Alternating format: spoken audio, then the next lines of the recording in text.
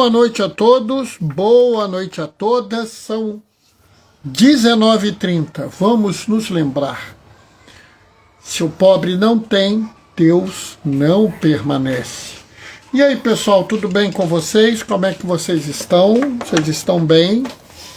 Eu tô para começar a live, olha aqui ó, o mozinho acabou de trazer um copinho d'água para mim, tá vendo? Tô chegando agora da celebração da palavra, lá na comunidade Nossa Senhora Aparecida. Mal deu tempo para descansar, por isso o mozinho trouxe um copinho d'água. Não se esqueçam de beber água, a água é importante, tá? Aqui ó, meu copinho que é da reunião do G20 social que nós tivemos no Brasil.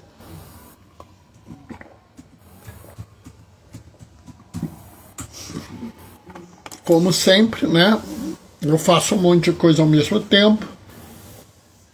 Hoje eu já distribuí minha homilia, né? E já vou fazer a reflexão aqui com vocês. E vou também fazer, já fiz uma reflexão lá na comunidade de Nossa Senhora Aparecida. Amanhã tem outra reflexão. Quem é que tá chegando aí? Ô Nazi, boa noite, paz e bem. Amanhã tem outra reflexão aonde? Lá na Capela de Santo Antônio.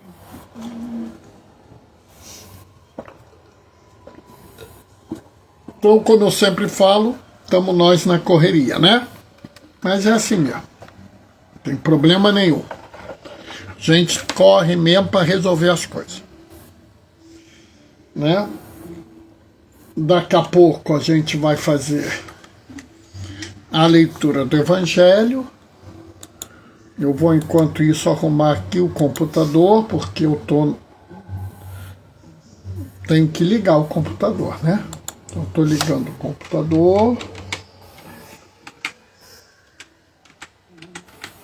E aí, Nazir, tá tudo bem com você? Como é que você tá?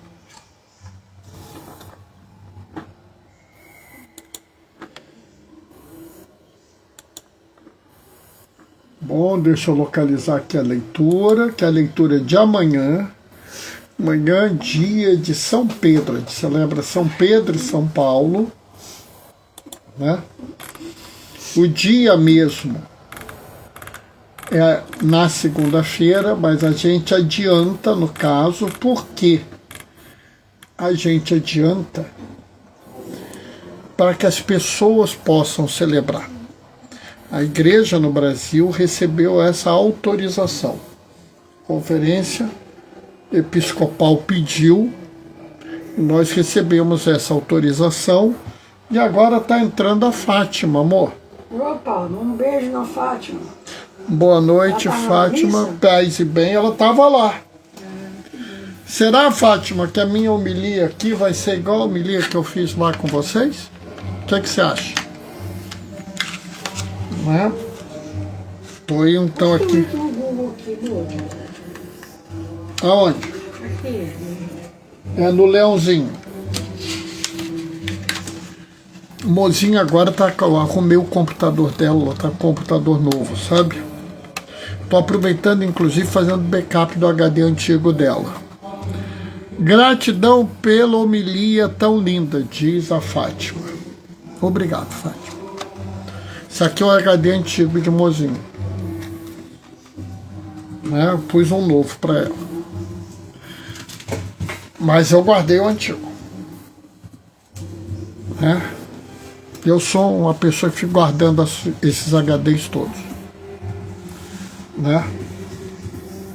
Às vezes não dá certo não, sabe? Por exemplo, esse aqui é um HD antigo que eu tinha. Aí eu fui pôr para ver se estava funcionando. E não estava não. Um bom peso de papel. Alguém está precisando de um peso de papel? Tem um aqui. Né? Acho que você vai mudar.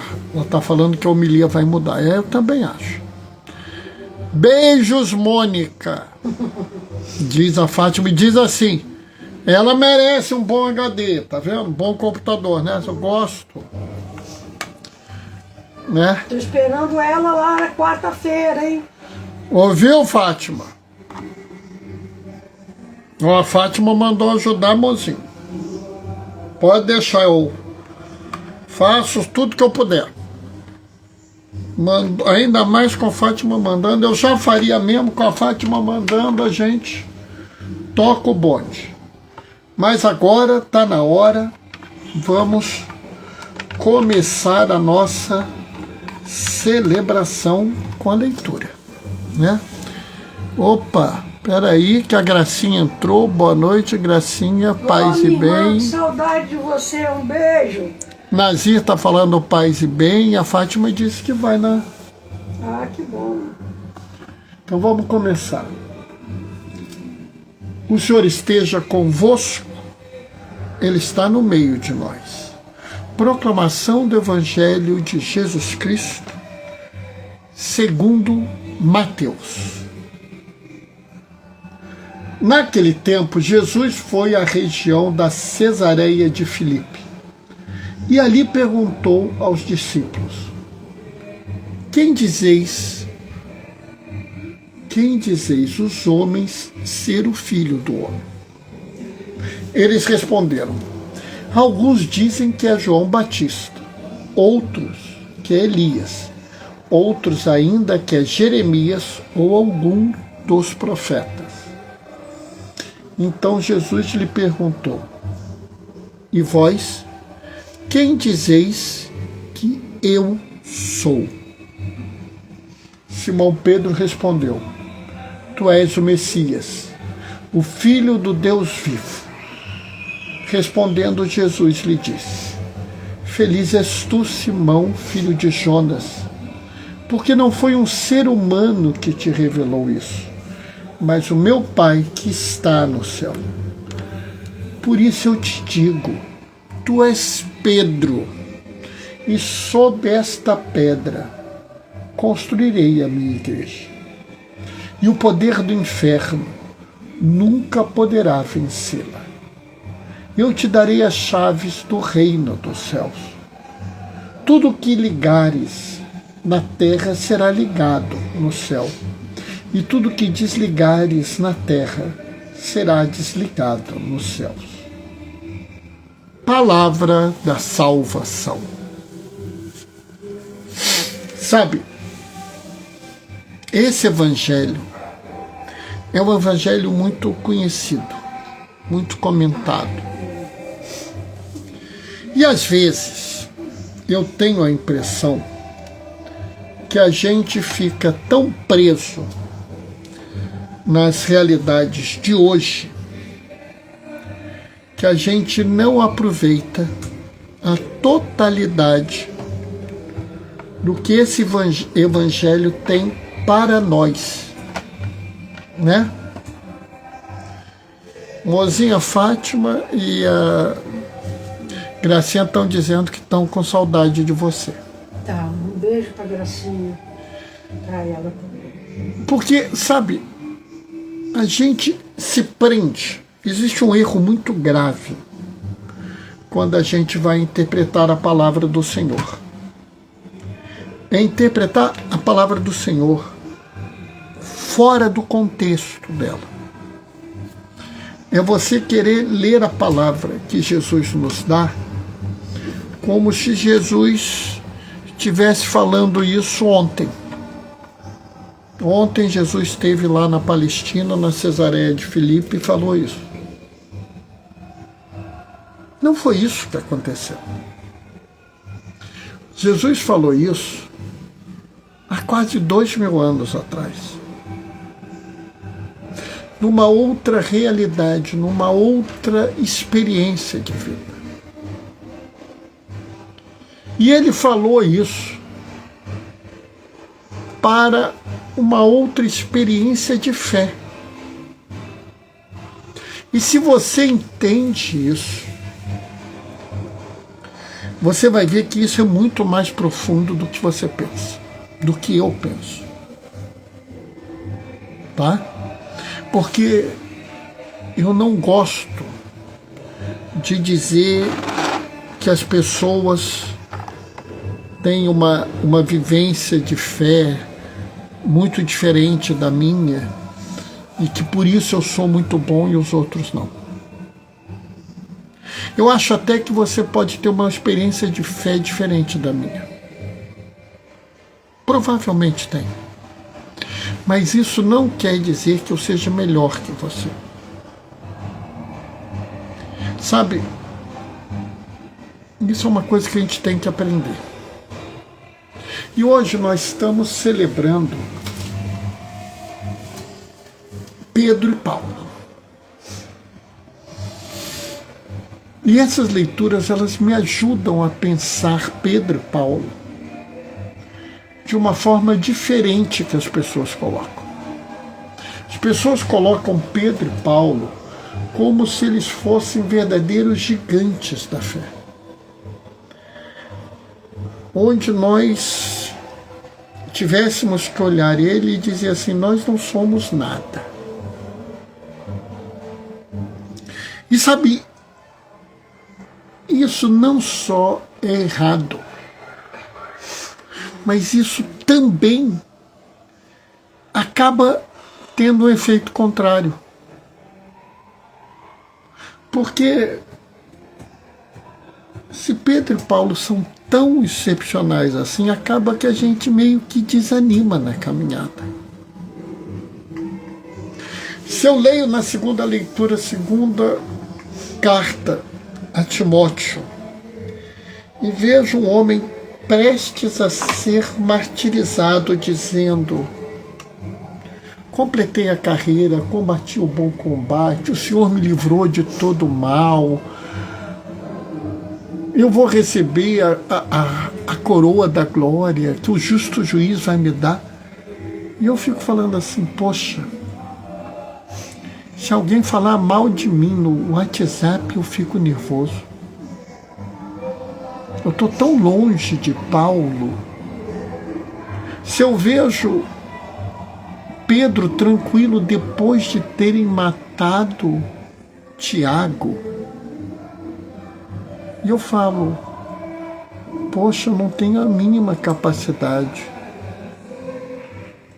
Se fosse me crucificar, eu ia capaz de estar chorando. Nunca eu ia dizer que eu não sou digno de ser morto como o meu Senhor foi morto.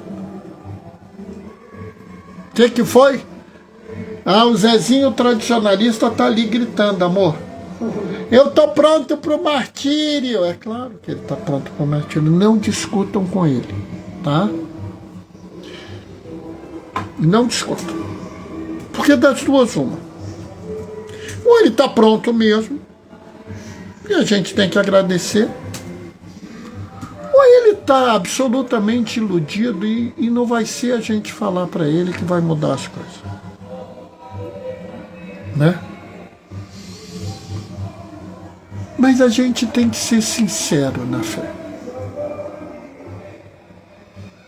Nós somos fracos, incompletos, limitados, né? Mas, pessoal, deixa eu contar uma novidade para vocês. Nós somos que nem Pedro e Paulo. Pedro e Paulo não são filhos de chocadeira, não. Eles não nasceram prontos. Eles não eram grandes, poderosos, fantásticos, pregadores, apóstolos. Não. Eles tiveram seus problemas, suas fraquezas, suas falhas pelo caminho. E isso é importante. Porque a gente fala, não fala, amor, que eles são o suporte da fé, que eles são o exemplo. E são, mas são gente que nem a gente. E aí eu fico vendo como é interessante, né? Porque Jesus começa dizendo assim: quem dizem os homens ser o Filho do Homem. O Filho do Homem é um título dado ao Messias pelo profeta Daniel. Aliás, a gente vai estudar o livro de Daniel nesse mês de setembro, né? O livro da resistência. O livro do profeta que fala do povo oprimido, massacrado. Que resiste à opressão.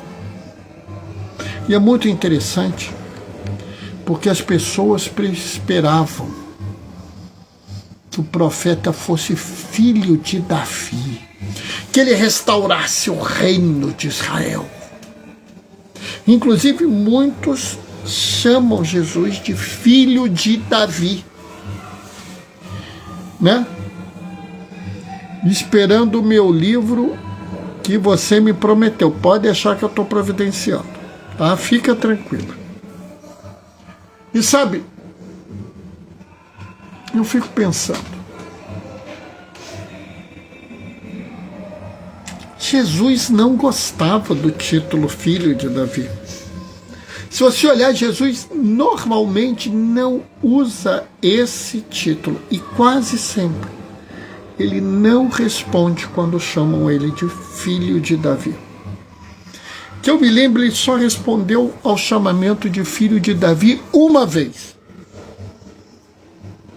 que era uma pessoa excluída, muito excluída, que era o cego Bartimeu.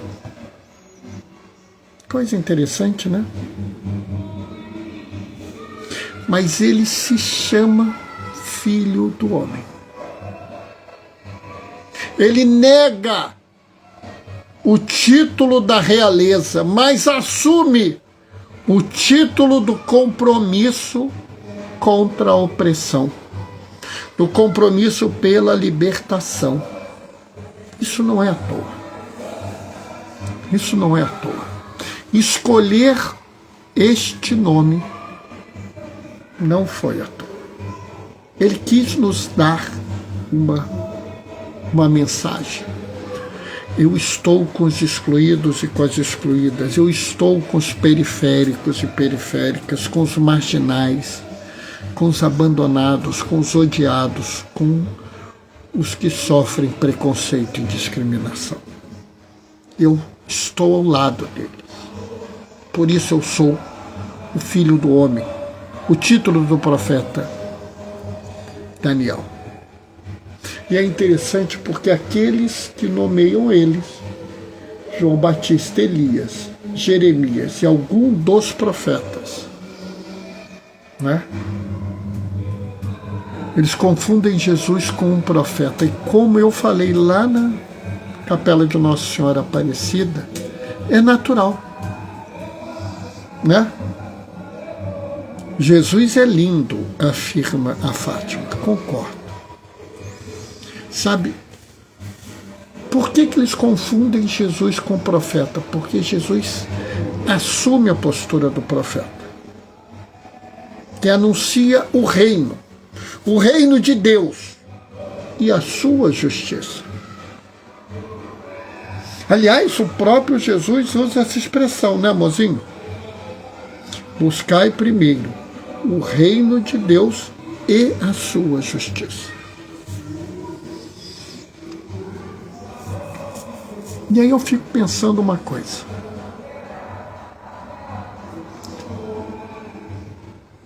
Quando você anuncia o reino de Deus e a sua justiça, é natural que você acabe desmascarando os erros do mundo, as injustiças. Anunciar o reino de Deus e a sua justiça é também denunciar os erros do mundo. E Jesus fazia isso. Olha que coisa interessante. E aí, ele inverte a pergunta, ele vira: e vós, quem dizeis que eu sou? Quando Jesus pergunta à sua comunidade: e vós, quem dizeis que eu sou?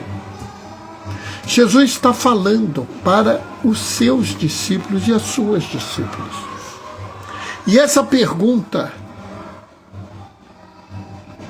ela ecoa na eternidade. Essa pergunta precisa ser respondida por cada discípulo e cada discípula. E vós, quem dizeis que eu sou? Calma, calma. Não responde com pressa. Porque essa resposta te compromete. Tá? Essa resposta tem um peso profundo. Foi essa resposta que mudou a vida de Pedro. Foi essa resposta que mudou a vida de Paulo. Mudou tanto que trocou até o nome deles. Simão virou Pedro, Saulo virou Paulo. Porque mudou a natureza deles. Responder a essa pergunta é um compromisso de vida. Isso transforma a tua vida. O Zezinho tradicionalista vai dar a resposta. Jesus é o Messias que devia vir ao mundo para restaurar o reino, refazer a cristandade, submeter todos os povos ao domínio da igreja. E nós falaremos uma única língua, teremos uma única missão.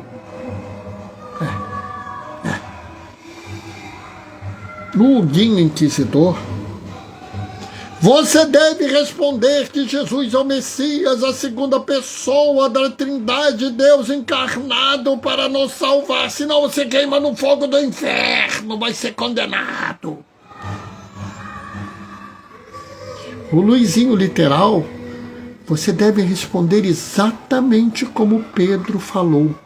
Tu és o Messias, o Filho de Deus vivo, e pronto, não fala mais nada. Você não pode falar mais nada.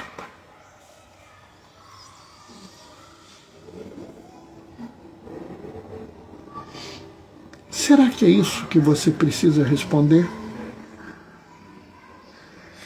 Será que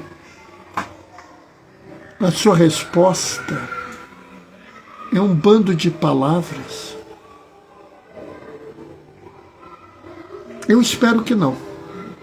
Sinceramente. Por mim, eu espero que você nem responda. E vós, quem dizeis que eu sou? Sabe, eu espero que você não responda. Falando sério, acabei de pensar nisso, sabe, mozinho?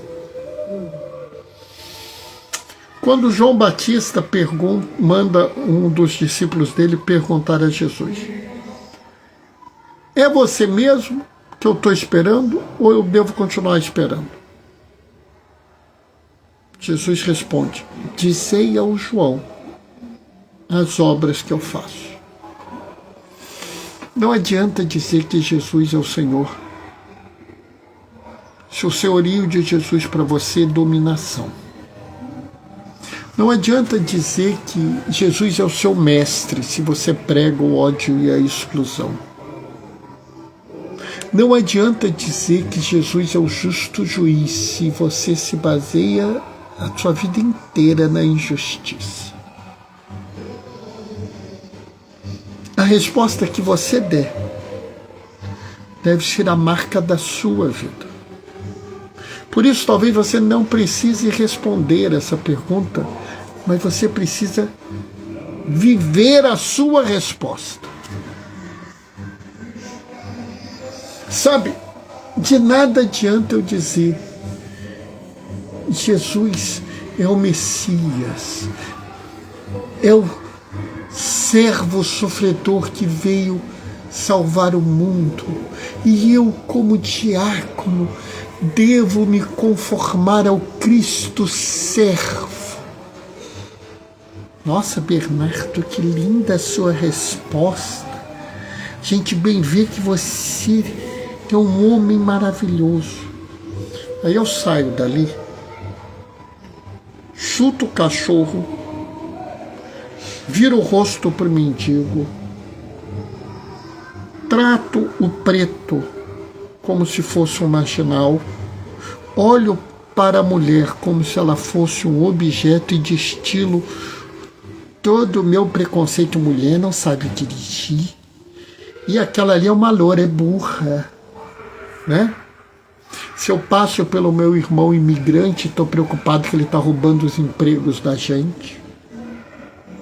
Se eu olho para alguém da comunidade LGBT e penso assim, está no inferno, né? Nada disso adiantou. Se eu realmente acredito que Jesus é o Messias, é o Filho do Deus vivo, como eu posso viver na cultura da morte e do descarte? Gostei do viver a sua resposta. Muito profundo, diz a Gracinha. Sabe, Gracinha, eu também gostei. E eu estou pensando isso agora. Eu estou até meio confuso, assim, porque isso está vindo agora na minha cabeça. A Fátima ouviu a minha outra homilia. Pergunta para ela se foi esse tipo de coisa que eu falei. Mas eu acho que é isso mesmo. A gente precisa viver a nossa resposta. Imagina as pessoas que falam assim: a família é a igreja, é a primeira igreja, mas não se preocupam com a família. Ignoram, inclusive, as famílias. A gente tem que proteger a família, mas se a família é pobre, é azar dela, tinha que trabalhar mais.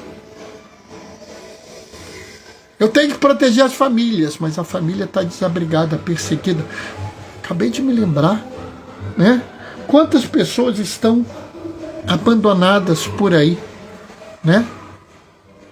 Inclusive o drama dos nossos irmãos ali da Venezuela, né? Ou dos meus irmãos mendigos, famílias inteiras.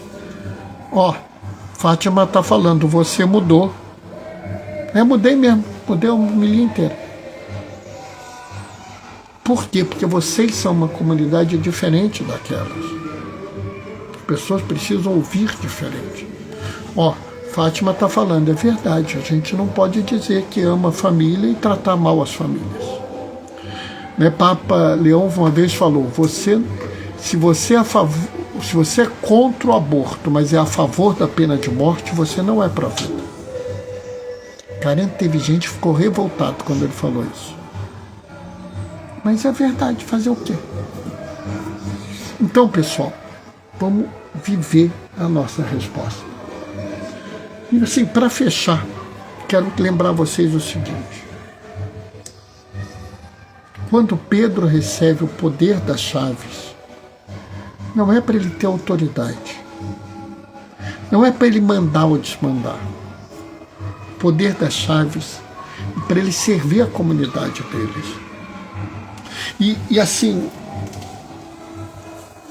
eu fico pensando, como a gente não entende isso? O poder das chaves deve ser usado para o bem das pessoas.